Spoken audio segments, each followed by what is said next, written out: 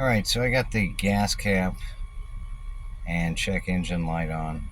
I got a bunch of lights on, but those are different issues.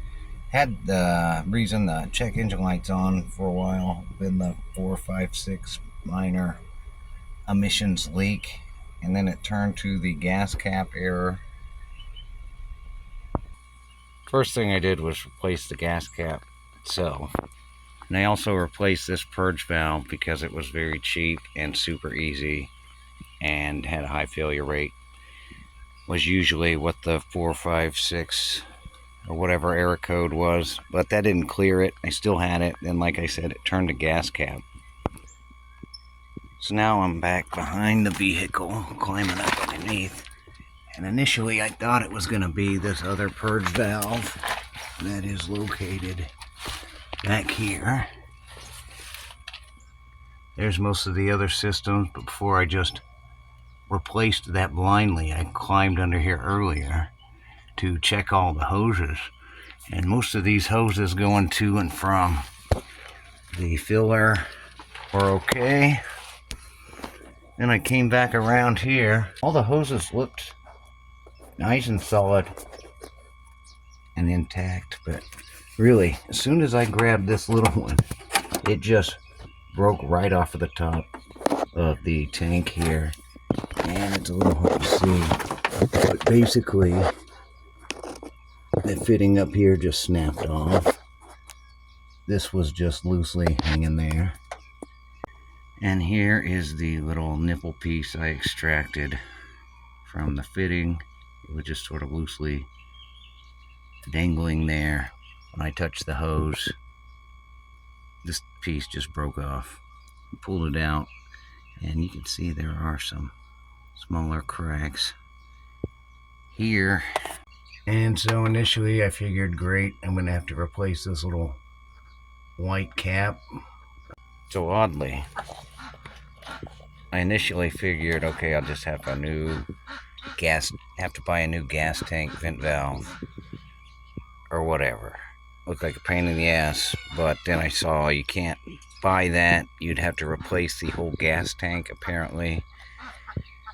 So I guess what everybody's doing is you are gluing this little broken piece back on. It seems like the easiest, most sensible way to go. It's a bad design, and this is basically what you need. There are a lot of videos on how to do this because it is a bad design. I guess this little piece breaks a lot, so there are better videos on how to do this. I just wanted to kind of show my experience, I guess. So everybody said, I just ran into AutoZone, grabbed these little roll pins, and I guess we need a 30-second roll pin out of here. We're gonna glue it inside here as a little support with some JB Weld, set it in place, and then just put some 2-part epoxy around it to seal it up, and that should make it happy and hold it into place. So I cleaned it off with some brake cleaner, and then I opened up my little package, found the size that fit really snug in here, and so I'm gonna get this epoxy on it, slide it in here, and it does have this little slit channel in there, so you don't want to make sure you don't fill that up with epoxy. You want it to be a nice through hole. What's going on up there? Anyway, alright, I'll take just a tiny bit of this epoxy. So I cleaned off the other broken end on top of the tank. I'm going to put some epoxy on here and slide it in. Alright, so now I'm back above the tank. I'm going to somehow line this up and just slide it in. Put that on. Giving it a little time to dry. I have taken this epoxy, 2-part epoxy, cut a little stick off of it. So I'm just going to mix this together until it's one solid color. I'm just going to mix it up until it's a nice, even, uniform color, kind of like that. Now I'm going to come back here underneath where I have my little piece glued back in place with the stint inside. And I'm just going to apply this putty around it. Alright, I got my little piece slipped back in there, clipped into place. Should harden up, and hopefully we're good. Alright, I'm looking at it from the back side now. And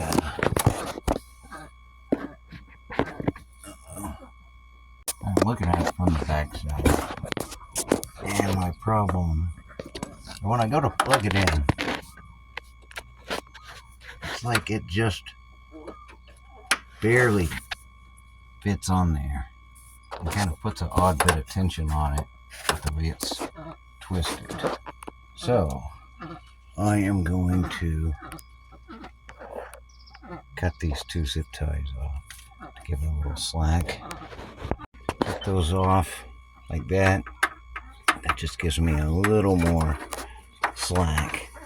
So when I slide this piece back on here, it's just not putting that weird tension on it. And then I'll just put a couple new whatever zip ties on there.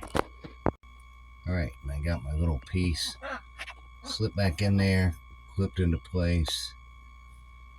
Should harden up, and hopefully we're good.